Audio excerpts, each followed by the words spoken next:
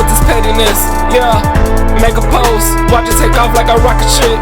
Ayy, check my comments, all of these people they savages. Yeah, don't come in here talking big if you can't handle it. Nah, I'm on a mission, they in their feelings, they only hear shots ringing out.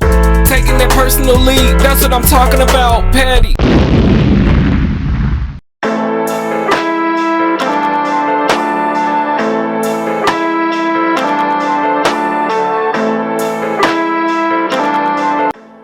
Welcome to another show of Petty. I'm your host for the most, I'm your host with the most today, formerly Shitty Dawns, but now it's Petty Weestraw, the devil's son-in-law. Hot damn, show your mom what you're working with. Woo!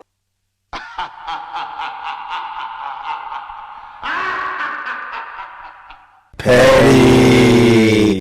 Here with the beautiful and most humble, sweet, innocent young woman.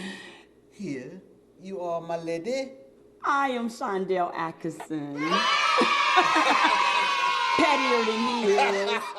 But I am the CEO of Serendipity Community Care, located at 411 East 5th Street in the Oregon District, Dayton. We'll be talking more about that. We sure will, because you said you are Serendipity. Where at again? At 411 East 5th Street. And what do you do? Medical marijuana shop. And where can I meet you at? I just want to Oregon be clear. District, Dayton, Ohio. I just want to be clear, because Yeah, once it's over with, you and I need to get really acquainted. Yeah. You know what I mean? I made the pettiest move in Dayton, didn't I? We're going to talk about Yeah. that, because this is petty. What do you know about the weed game? I mean, excuse me. What do you know about the medical marijuana card institutionalization for humble citizens who just want to feel better about themselves? Yeah. First, I'm going to say I was one of those humble citizens first that just wanted to feel better about myself. I'm still humble. So I became a patient in medical marijuana in the field first. I originally, grew up in this community. I own the Mustard Seed Foundation, for those who don't know, which is a residential parenting facility for teenage moms here in Dayton, Ohio. That's my nonprofit, and I've done that since 2007. Oh my goodness, hold on. Yeah. That means a lot to me, because I do daycare service. Okay. I go into daycare centers. Mm-hmm. That's some of the things I do to get my heart together. That's what's up. You got to do that. You got to have your, So you went from mustard seed to weed. I mean, from medical the marijuana seed, card. Yeah, from the seed to the weed. Petty. Community service. Yeah. For mental stability and emotional stability. Yeah. What about chronic pain? So, once again, when I came into this space, it was based off of my own challenges with my health. I was diagnosed with lupus in 2015. Fuck out of here. I mean, that's how I feel most days. Like, fuck out of here. Lupus, hit me pretty hard, and so I was constantly hospitalized. Just in and out the hospital. You know what I mean? And so dealing with a lot of pain, and I was introduced to medical marijuana in 2018. And it changed everything about my life. It changed the way I moved. It changed the way that I looked at my healthcare options. And so I wanted to bring that to Dayton, Ohio. So, yeah. You bring this Dayton, Ohio, I'm going to keep it 1,000 with you. I know you had to deal with the politics of the whole issue, because we're in a red state. Absolutely. Absolutely. What you think is your community, your comrades, it's still, they just now realizing systemic racism, but and it's everywhere. Mommy. So the former, let me get this straight. So Jonathan Boehner used to be the country's. He had a job before Pelosi, right? Yeah. This nigga left his job to invest in medical marijuana. Yeah, I mean. Well, that shows you the politics, and that's one of the things that happened in Ohio was, this was not being discussed around our community. It wasn't somewhere that you could go to the Elks and hear somebody talking about the policies as it relates to medical marijuana coming to Ohio. Wasn't no black person I know was talking about licensure and becoming a medical marijuana provider, a clinic, or anything. So when I really, even when I looked into it, I kept it under wraps because I knew politically there was a reason why this wasn't being discussed in our community. You know what I mean? It was purposefully being done. So my whole goal was to get in and infiltrate the system. I mean, navigating through that aspect, you know, first you're fighting the government. That's crazy. Yeah. Because it's still, I'm not certain, but it's not federally passed yet that we can It's have. not. It's not? It's not. Okay, I'm it's clear on only that. still state mandated. Only state mandated. Okay, Yeah. cool. I understand that. So you got through that part. Then you had to get through the other part, the Jamaicans, the Hispanics, and the triad. Yeah. So, like, you're a woman, you're a black woman. Like, Yeah. wow, you're the plug. Yeah. How does it make you but you have to be strategic in how you jump into an arena like this because it's really all about it was really about playing chess, and it was all about the face that I allowed to represent me going in the door. That's key. Yeah. You just can't have Boo Boo the Fool representing just because No, like to smoke no, you gotta play their games the same way that they play them. So how you doing it though? The doctor that I have, you know what I mean? At the end of the day, he ain't one of us, you know what I mean? And so that's the reality, was that it was older white men. Every meeting that I went to, it was all older white males, maybe a couple of white females, maybe a couple of 2 Asians, and maybe 1, and then I would sneak in the meetings.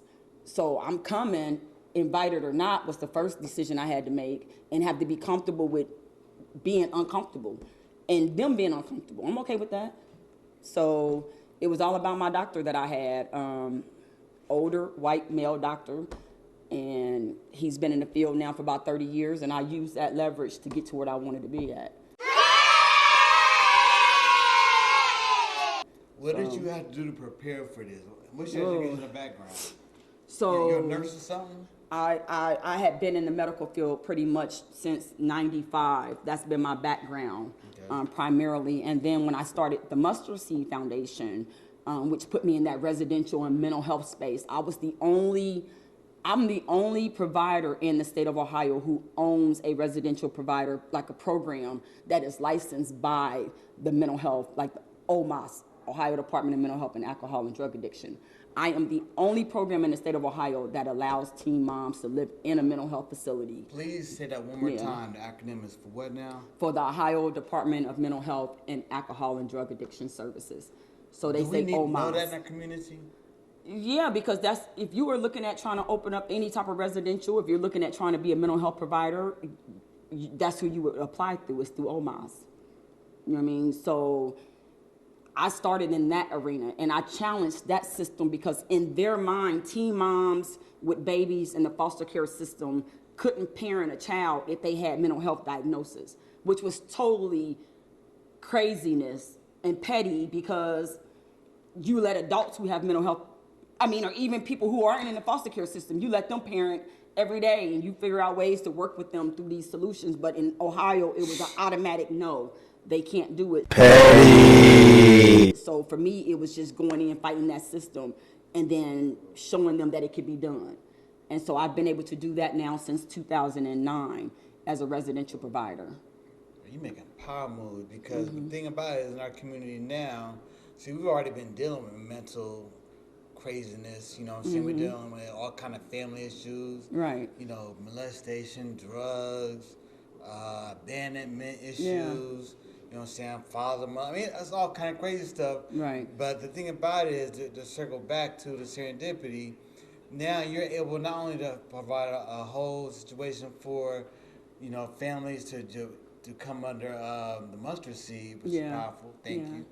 But now to get our well-being, our health together. Yeah. And that's dealing with the whole dichotomy of, I cannot believe I'm saying this, medical marijuana. Yeah. Yeah. And in our community, for me, it went so much deeper than that, because I grew up in foster care. I'm a product of the environment of them kicking in black people's doors, coming to snatch up their kids and telling them, you can't be a parent because you smoking weed. And literally now, fast forward, I'm 43, now look 40 years later, and you got a bunch of old white men getting paid for the same thing that my mama sit in jail for and lost her kids for. They crying about the opioid crisis. Yeah. Fuck out of here. So that's why it became important to them. So once again, when we start looking at policies and politics, it's always about what's important to them at the time. It has nothing to do with the general public winning from this. You know what I mean? It's really, our people are dying. We figured out medical marijuana is a way to make sure that they stop dying, and now we put it out there. And then we know y'all gonna be consumers. Y'all black, y'all buy everything, and y'all definitely smoke weed. So we coming for all that money. Let me roll. Petty. I wanted to talk a minute about some of the benefits of medical marijuana real quickly. I wanted to just kind of let people know about products, because I know back in the day, people were used to like the weed man coming and he kind of dropping a bag off, and you really don't know what you got. You know what I mean? You just like, okay, I'm smoking. And so now I hear a lot about Kush and all that stuff. But I want to talk about the medical side of it. So on the medical side, you can get your indica, which is your downer, is your in the couch. Okay, so this is a vape cart. It's one of the things that I love because you can control your high. Once again, it's not like you're just gonna be smoking weed and you don't know how you're gonna feel. So if you wanna be relaxed and chilled, indica. If you wanna be balanced out, you wanna be mellow, you wanna be able to, you know, just kind of just be chilled. But once again, all of this stuff that I'm showing you has medical properties to it. So it's not just about getting high. It's really about helping with your mental health, your physical health, your overall well-being. So your hybrid is your balancer, and then your sativa. I love sativa. I take sativa every morning. You could take sativa in a gummy form. So once again, you can get THC in your body in a lot of different ways now. So you can get your gummies, which is sativas. I take one of these every day. Every day? Every morning. Every day. I take a sativa because I love to be able to have the energy, feel good, no pain, and I'm high. Yeah, but You mean I can go to work? I can go to work. Yeah, you can go to work and be turned all up. them days and All mornings day. digging in the ashtray, Yeah. hoping for a good day. My fault. Yeah, nah, you don't have to do all that no more. We're going to take you from the petty side. Relapsing. Yeah, we're going to get you Right together. here, all this is shit, y'all. Petty. Petty. Then I have an event coming up. I am partnered with Ace Deuce here in the city, who is the man when you talk about that medical marijuana. So he and I are doing an event at 937 on this upcoming Saturday, the 17th. It is going to be a day party from 4 o'clock to 10 o'clock at 937. You got another so please ticket? You got come. another ticket? Tickets are $10. Tickets are $10. Thank you. You're more from my man, Yeah. too. So yeah, I got all my guys here. I got y'all tickets. $10, but you could pay at the door too. It's gonna be a little bit more. So get with me this week to get your tickets, okay? One of the things I want you guys to do though is I want you to get a medical marijuana card.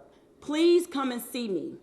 Please come and see me, because I tell people, one, it is decriminalized in Dayton, Ohio. However, it's only up to a certain extent that it's decriminalized. People need to do their research, because you can't just run around with weed. You know what I mean? So I'm really trying to push everybody coming to the clinic to get their medical marijuana card in the Oregon district, because it is so vital. Are you excited about your party? I am really excited about it. When is the party? So it is going to be this party, Saturday. right? Yep, it's going to be a 420 party, day Where party. you gonna be at? Where you gonna be at? 937. 937? Yep, on Main Street. Main Street. Yep, it's at 5515 North Main Street. Come and see us. Day party, 4 o'clock to 10 o'clock, and we are going to have a ball. I mean, we have like these really large blunts. I mean, like we really like put out for it. My man said like they have tips so y'all can share. Yep, we got tips. We got the tips. We are COVID friendly. We are safe. We've had this party before, and you can get your medical marijuana card at the party for $150. At the party, $150. You can get your medical marijuana card. So incredible. Yo, this is a blessing, y'all. I wish my uncle was here. If he was living right now, he'd be like, yo, this is all I've been wanting, you know, my whole life. You know what I'm saying? They'd be able to hit my little L from Thank you, Mommy. Thank you. I appreciate y'all having me on the Petty podcast show, because I love it. The pettiest. Listen. Good looking. What's the pettiest thing you've been going through, Mom? Oh, really, the pettiest thing I've been going through is that, you know, being in this industry is two different things that work against you. really educating your people on the importance of staying alert on what they're doing. I mean, we talk about a lot of stuff on social media, but we don't talk about shit that matters. Ooh. You know what I'm saying? So really, for me, that's probably the toughest part, because I'm in an industry that people think like, okay, you could bring me in too, and it's not like that. But if I can get you to read and really buckle down and do what you're supposed to do and come up out that street mentality, I can really show you how to make it in this industry. Look, I'm gonna just put it like this. We got a group on Facebook. We 6,000 plus. We're about to be 10,000 plus by May 31st, 2021. I'm putting out in the universe. Look, we're gonna need you to come in and get with our audiences and educate everybody, because every time you gotta love them, but some of this shit be petty as hell. Yeah. They just need their life to get their life together. You know what I mean? I love them. You know what I mean? Yeah. I So mean, it's and we all gonna all good. level up together, and that's where the goal is. Level up. Yeah. So I thank you. Enjoy your 20. Thank you. Thank you. Thank you, Yes. Petty Podcast. Nah, I'm on a mission. They in their feelings, they only hear shots ringing out. Taking their personal lead, that's what I'm talking about. Petty, cool, I'm a fan. Feel like the man with this petty shirt I got. Swag fresh out the box, just to compliment my top. They hating, don't worry, I got them. I know what it's like from the bottom. That's why I came up, but this money, it just keep on